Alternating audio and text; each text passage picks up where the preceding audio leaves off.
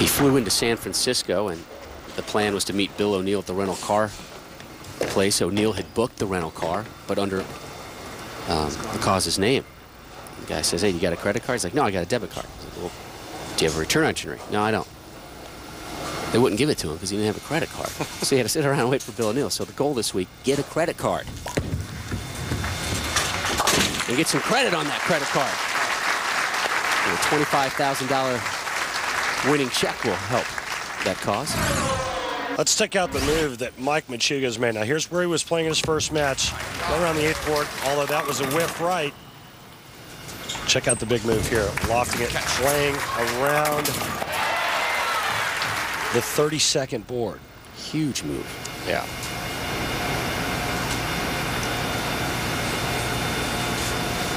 Right next to the ball return, right in front of it. Plants almost in the gutter.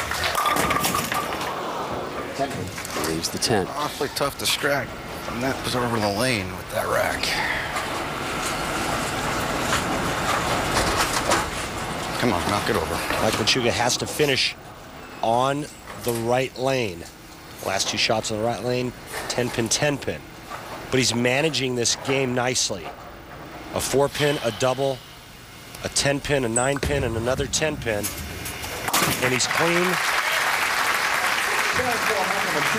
through 6.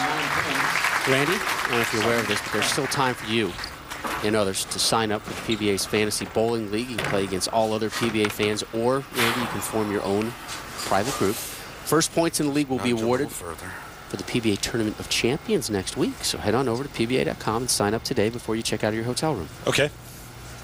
Maybe you and I could form a league. Let's do it. Knuckles. Begin the 7th.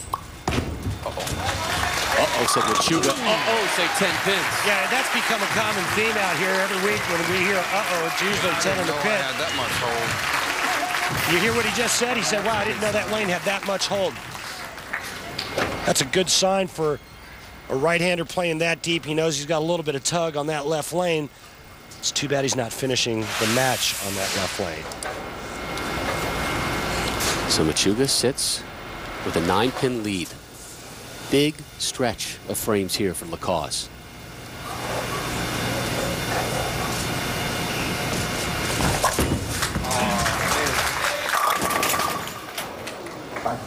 He's on the right lane, the only lane he has struck on here in the title match. Well, he didn't like that one as soon as he let go of it. And he knew that was headed for the Brooklyn.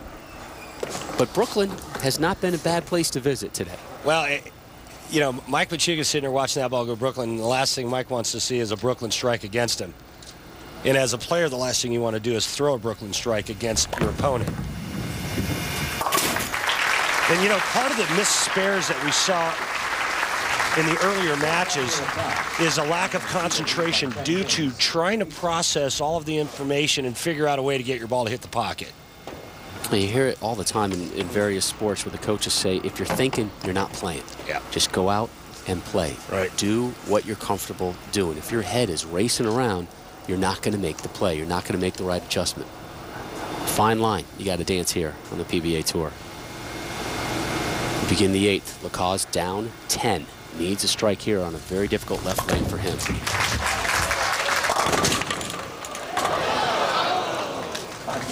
Gets some late wood to fall, which will help his cause. Almost left a 4-5 split. And when if you're Mike Machuga, you really like what you're seeing right now because Anthony Lacaz is not nearly as deep as Mike Machuga is. And Mike's sitting there saying, all right, well, he's not as far left as I am, so he's not going to be burning up my hold area. I might have another good look. One last shot on that left lane. Mike Machuga just looking to set it up with a strike in the 8th. 5th consecutive spare for Lacaz. He takes a seat. Machuga pops up. 3 strikes for Machuga here in the title match.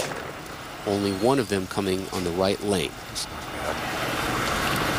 Remember, he said prior to the start of this championship match, I just have to make great shots on the right lane. The left lane, I've got some room.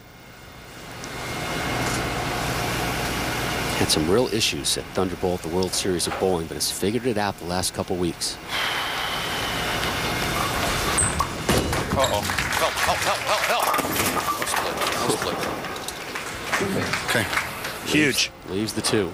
And a couple of nice breaks for both players going light. Here's the loft. Maybe a little excessive.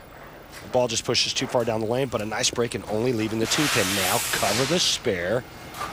Strike in the 9th and set up your 10th frame. Managing very nicely right now. Buddy. Keep filling frames. And that's what today has required. Managing your game. If you get in the 200s, pat yourself on the back. Only one person has gotten in the 200s today, and that's Stephanie Nation at 201. And she won the women's title. Remember, Mike Machuga in his soundbite, he said, you know, I've got a lot of tools, but I'm not sure how to manage the toolbox. He said that to us yesterday in our meetings, and you know, he's got a lot of friends, Norm Dukes in the world, who have a lot of advice, and he gets to learn from them. Now he just needs to put the pliers in the right place, use the wrench over here.